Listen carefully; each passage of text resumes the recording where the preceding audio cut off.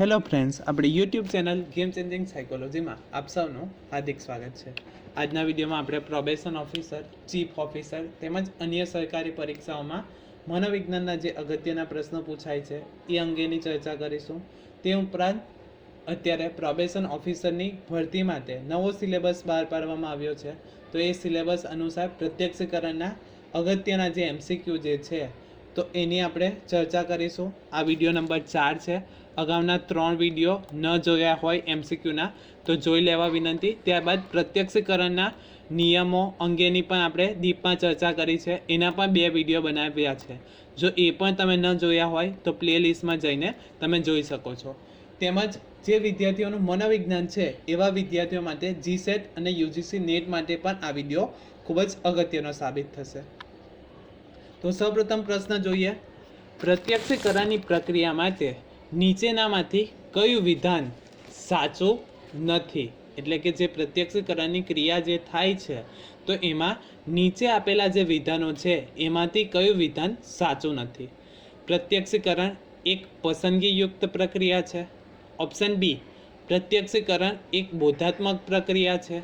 Option C, પ્રત્યક્ષીકરણમાં ઉદ્દીપકનો તાત્કાલિક અનુભવ થતો નથી। અને ઓપ્શન ડી, પ્રત્યક્ષીકરણમાં ઉદ્દીપકને સંગઠિત કરવામાં આવે છે। જો તમે ડીપમાં પ્રત્યક્ષીકરણના સંગઠનના નિયમોનો વિડીયો જોયો હશે તો તમને ઇઝીલી આવડી જશે। તો સાચો જવાબ આવે છે ઓપ્શન સી, પ્રત્યક્ષીકરણમાં તાત્કાલિક અનુભવ થતો નથી। તો આ વિધાન ખોટું છે।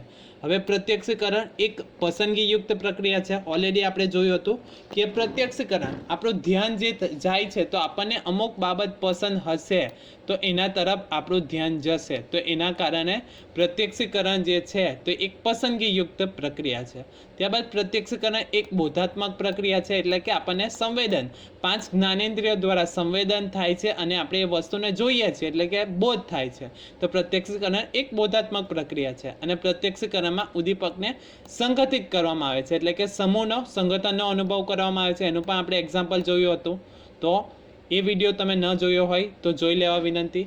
ત્યાર પછીનો પ્રશ્ન છે, કોના મત મુજબ પ્રત્યક્ષીકરણનો મુખ્ય આધાર કેન્દ્રીય ચેતાતંત્રના વિશેષ ક્ષેત્રના ચેતાકોષના ઉત્તેજિત થવા પર રહેલો છે? એટલે કે પ્રત્યક્ષીકરણનો મુખ્ય આધાર કોના પર રહેલો છે? તો કેન્દ્રીય ચેતાતંત્ર, સેન્ટ્રલ નર્વસ સિસ્ટમ જે છે તો એના વિશેષ ક્ષેત્રના ચેતાકોષ ઉત્તેજિત થાય તો આપણને પ્રત્યક્ષીકરણ થાય છે, એવું કોનો મત છે? Option A Wertheimer, option B Hebb, option C Rubin અને ઓપ્શન ડી વેલેક। તો સાચો જવાબ આવે છે મનોવૈજ્ઞાનિક હેબના મતે જે પ્રત્યક્ષીકરણ થાય છે તો એના માટે કોણ જવાબદાર છે?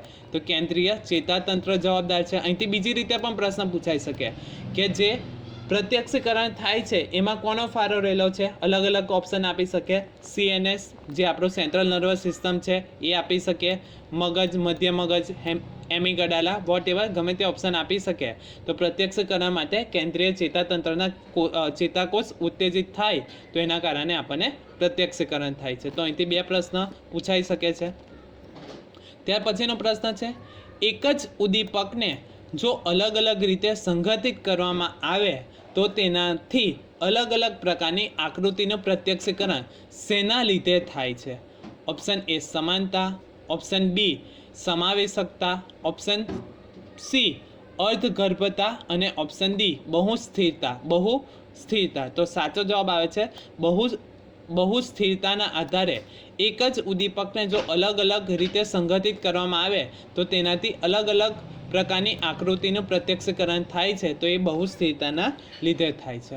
ત્યાર પછીનો પ્રશ્ન છે, સમાન ઉદ્દીપકોની એકબીજાને આકર્ષિત કરીને એકબીજામાં ભરી જવાની વૃત્તિને સમષ્ટિવાદીઓ શું કહે છે? સમષ્ટિવાદીઓ અંગે પણ આપણે ઓલરેડી ડીપમાં ચર્ચા કરી છે। જો તમે એ વિડીયો ન જોયો હોય તો જોઈ લેવા વિનંતી, આપણા સિલેબસમાં પણ છે। તો સમાન ઉદ્દીપકોની એકબીજાને આકર્ષિત કરીને એકબીજામાં ભરી જવાની વૃત્તિને શું કહેવામાં આવે છે? એટલે કે સમાન ઉદ્દીપકો હોય તો એકબીજામાં ભરી જાય છે, તો એ ભરી જવાની વૃત્તિને સમષ્ટિવાદીઓ શું કહે છે? ઓપ્શન એ અવરોધક બળ, ઓપ્શન બી સંયોગી બળ, ઓપ્શન સી આકર્ષણ બળ અને ઓપ્શન ડી વિરોધી બળ। તો સાચો જવાબ આવે છે સંયોગી બળ આવે છે। એમાં પણ આપણે વિડીયોમાં જોયું હતું કે કોઈ સમાન ઉદ્દીપકો હોય તો તો એના કારણે એકબીજામાં આકર્ષિત થઈને એકબીજામાં ભળી જાય છે, તો એને શું કહેવામાં આવે છે? તો સંયોગી બળ કહેવામાં આવે છે. ત્યાર પછીનો પ્રશ્ન છે, સંકેત ઓળખ સિદ્ધાંત નીચેનામાંથી કઈ બાબત પર ભાર મૂકે છે?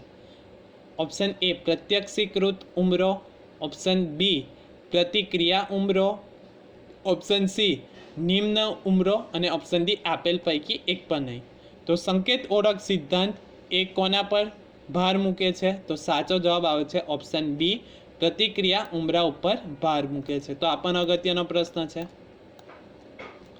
ત્યાર પછીનો પ્રશ્ન છે, નીચે આપેલ પૈકી કયું પ્રત્યક્ષીકૃત સાતત્ય વસ્તુઓ સાથે સંબંધિત સાતત્ય છે?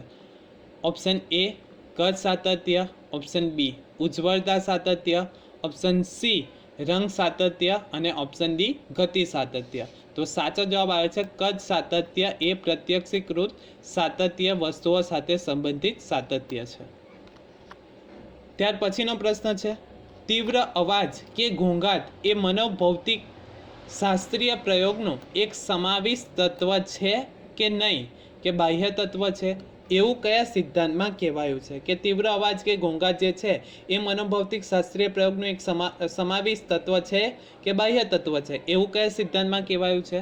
ઓપ્શન એ માહિતી પૃથક્કરણ, ઓપ્શન બી વર્તનવાદી અભિગમ, ઓપ્શન સી સમષ્ટિવાદી અભિગમ અને ઓપ્શન ડી સંકેત ઓળખ સિદ્ધાંત.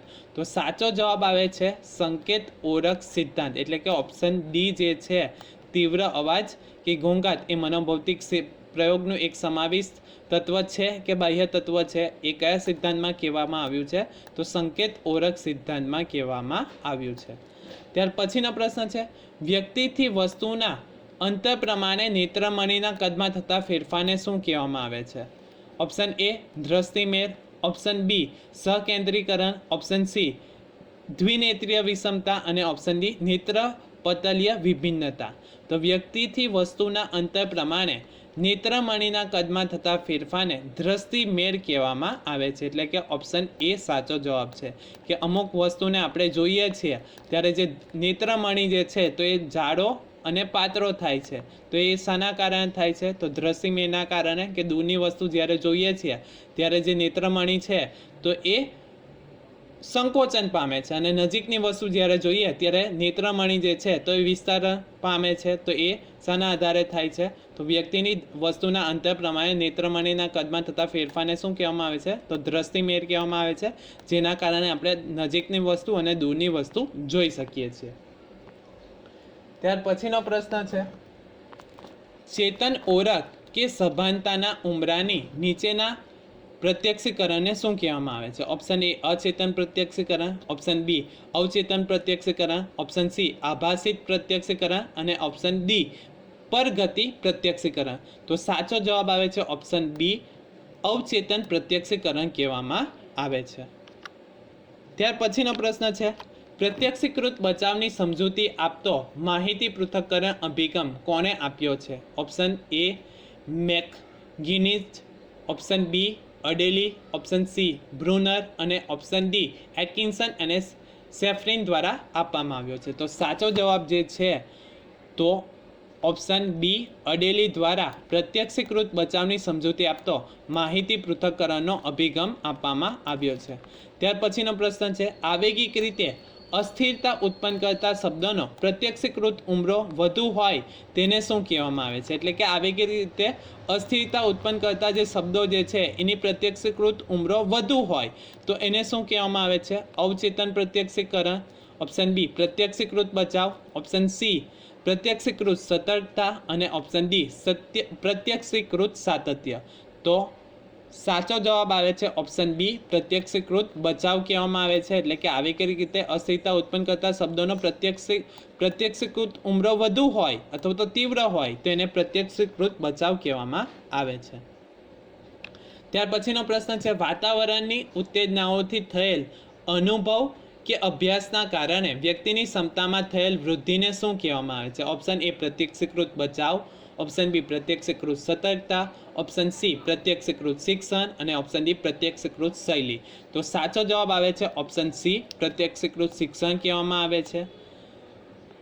ત્યારબાદ આવેગિક રીતે અસ્થિરતા ઉત્પન્ન કરતા શબ્દોનો કૃત ઉમરો ઓછો હોય તો તેને શું કહેવામાં આવે છે? અગાઉના જે વિડીયો હતો, પ્રશ્ન હતો, એમાં શું હતો? પ્રત્યક્ષીકૃત ઉમરો તીવ્ર અથવા તો વધુ હોય તો એને શું કહેવાય? અને અહીંયા છે પ્રત્યક્ષીકૃત ઉમરો ઓછો હોય તો એને શું કહેવાય? ઓપ્શન એ પ્રત્યક્ષીકૃત બચાવ, ઓપ્શન બી પ્રત્યક્ષીકૃત સાતત્ય, ઓપ્શન સી પ્રત્યક્ષીકૃત સતર્કતા અને ઓપ્શન ડી અવચેતન પ્રત્યક્ષીકરણ. તો સાચો જવાબ આવે છે પ્રત્યક્ષીકૃત સતર્કતા કહેવામાં આવે છે. અહીંયા કન્ફ્યુઝ ન થતા અગાઉનો જે પ્રશ્ન જોયો હતો એમાં શું હતું? આવેગિક રીતે અસ્થિરતા ઉત્પન્ન કરતા શબ્દોનો પ્રત્યક્ષીકૃત ઉમરો તીવ્ર અથવા તો વધુ હોય તો એને શું કહેવામાં આવતું હતું? તો પ્રત્યક્ષીકૃત બચાવ કહેવામાં આવતો હતો. હવે અહીંયા શું છે? પ્રત્યક્ષીકૃત ઉમરો ઓછો હોય તો એને શું કહેવામાં આવે છે? તો સાચો જવાબ આવે છે પ્રત્યક્ષીકૃત સતર્કતા. જે આપણે અગાઉનો જે પ્રશ્ન જોયો હતો, આવેગિક રીતે અસ્થિરતા ઉત્પન્ન કરતા શબ્દોનો પ્રત્યક્ષીકૃત ઉમરો વધુ હોય અથવા તો તીવ્ર હોય તો એને શું કહેવામાં આવે છે? તો આપણે શું જોયું હતું? પ્રત્યક્ષીકૃત બચાવ કહેવામાં આવે છે. અને અહીંયા શું પ્રશ્ન છે કે આવેગિક રીતે અસ્થિરતા ઉત્પન્ન કરતા શબ્દોનો પ્રત્યક્ષીકૃત ઉમરો ઓછો હોય તો એને શું કહેવામાં આવે છે? તો ઓછો હોય તો સતર્કતા અને વધુ હોય તો બચાવ કહેવામાં આવે છે. એટલે અહીંયા કન્ફ્યુઝ ન થતા આશા રાખું છું કે તમને આ વિડીયોમાં સમજ પડી ગઈ હશે. અને જો તમને આ વિડીયો પસંદ પડ્યો હોય તો વધુમાં વધુ લાઇક કરો, શેર કરો અને અમારી ચેનલને સબસ્ક્રાઈબ કરો. Thank you.